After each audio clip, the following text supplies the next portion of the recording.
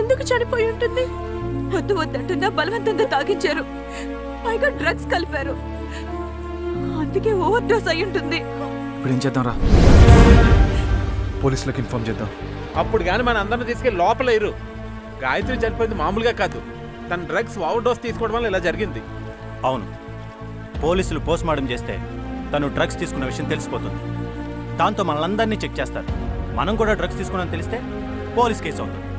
ఇంకేముంది, దాంతో మనం యూఎస్ వెళ్లే ఛాన్స్ మిస్ అయిపోతుంది. ఛాన్స్ మిస్ అవుతాం, ఆ తర్వాత పోలీసులు కేసులు అంటూ ఇంట్లో తెలిస్తే చంపేస్తారు. పోలీసులకు చెప్పాం సరే, గాయత్రి వాళ్ళ ఇంట్లో వాళ్ళకైనా అనుమానం వస్తుందిగా. అసలు గాయత్రి చనిపోయిందన్న విషయం వాళ్ళ ఇంట్లో తెలిస్తే కదా అనుమానం రావడానికి. అంటే ఏముంది, గాయత్రి ఒక అబ్బాయితో లవ్లో పడింది. తను కూడా మనతో పాటు కులుమలాలి వచ్చాడు. మా ప్రేమను పెద్దలు ఒప్పుకోరు కాబట్టి ఇట్నుంచి ఇటు ఢిల్లీ వెళ్ళి పెళ్లి చేసుకుంటాం. ఈ విషయాన్ని మా ఇంట్లో చెప్పండి అని గాయత్రి వెళ్ళిపోయింది అని చెప్తాం. చచ్చా, చనిపోయిన అమ్మాయి మీద అబద్ధం చెప్పడం కరెక్ట్ కాదురా.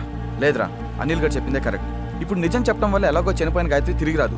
పైగా మన కెరీర్లు కూడా నాశనం అయిపోతాయి. అదే అబద్ధం చెప్పామనుకో ఎవరికి ఏ ప్రాబ్లం ఉండదు. ఒకసారి ఆలోచించండి. ఆలోచించేది ఏమీ లేదు, నువ్వు చెప్పిందే కరెక్ట్. యుఎస్ వెళ్ళాలన్నది ఎప్పటి నుంచో నా కోరిక. నిజం చెప్తే అలాగే వెళ్ళాం కాబట్టి అబద్ధమే చెప్దాంరా. అవును, నాకు అదే కరెక్ట్ అనిపిస్తోంది. నాకు కూడా అదే కరెక్ట్ అనిపిస్తుంది. మా డెడ్ బాడీని ఏం చేద్దాంరా?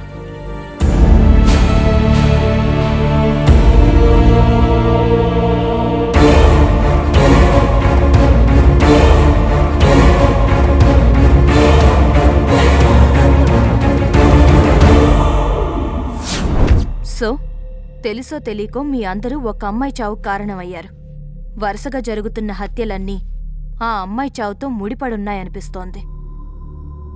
ఆ అమ్మాయికి సంబంధించిన వాళ్ళెవరో నిజం తెలుసుకుని మీ మీద రివెంజ్ తీర్చుకుంటున్నారు. అంటే ఫ్లాష్ బ్యాక్ లో గాయత్రి చావుకు కారణమైన వాళ్ళందరినీ కిల్లర్ చంపుతున్నాడు, అంతే కదండి? అలానే అనిపిస్తోంది. అయితే ఫ్లాష్ బ్యాక్ లో నేను లేను, నేను సేఫ్. నువ్వు లేవు, నువ్వు సేఫ్. నువ్వు కూడా లేవుగా, నువ్వు సేఫే. అనవసరంగా ఆనందపడకు. అసలు ఈ మర్డర్లన్నీ గాయత్రికి సంబంధించిన వాళ్ళే చేస్తున్నారని గ్యారంటీ ఏంటి? లేకపోతే మిమ్మల్ని మాత్రమే టార్గెట్ చేయాల్సిన అవసరం ఆ కిల్లర్కేంటి? ఇప్పుడు ఈ ఆర్గ్యుమెంట్ అంతా అనవసరం. ఎవరు సేఫ్గా ఉండాలన్నా ఫస్ట్ ఇక్కడి నుంచి బయటపడాలి. Yes, you're right. మనం ఇక్కడి నుంచి వెళ్ళాలంటే ముందు వెహికల్ రెడీ చేయాలి. కమాన్.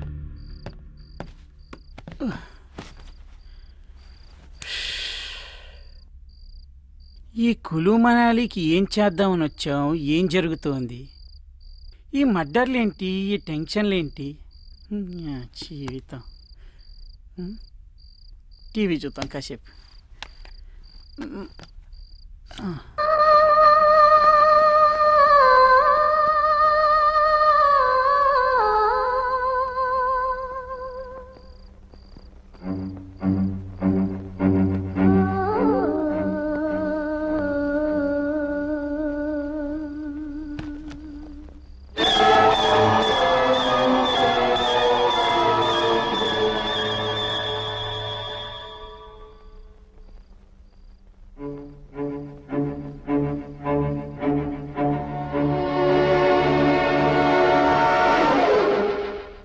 యాదవ జీవితం ఇక్కడ కూడా ఇదే.